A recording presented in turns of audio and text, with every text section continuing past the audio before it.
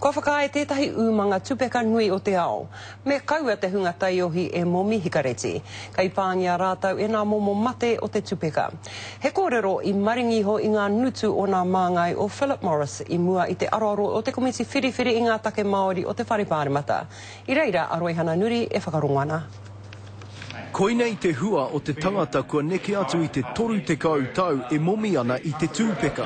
And I was told, you know, if I don't stop smoking, I won't be around very much longer. And if it wasn't with a heart transplant, I wouldn't be here now.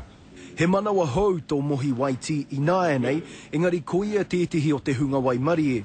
Ko te nuinga o ngā tāngata momi paipa, ka pāngia e ngā māwiwi tīnana ka mate. I runga i te ngākau ohorere, ka tautoko hia taua kōrero e Philip Morris, tētihi o ngā umanga tūpeka nui rawa. Can you tell us then why you still sell a product that you know poses serious health risks? I think the simple answer is there is a consumer demand for it. The product is currently regulated and it can be legally sold and bought. Ko Philip Morris te umanga I whakamahi I te ingoa Māori ki runga I a rātou pāke te hikareti. No reira tā rātou kōrero ki a mātou, kāre rātou e te toko ana I tēnā kaupapa engari kei te hoko a te tonu rātou I tēnei mea tūkino. I whakaia Philip Morris me kaua te hunga taiohi e momi paipa, kei pāngia rātou e ngā momo mate o te tūpeka, he kōrero nui ki te rangatahi I tai mai ki te hui.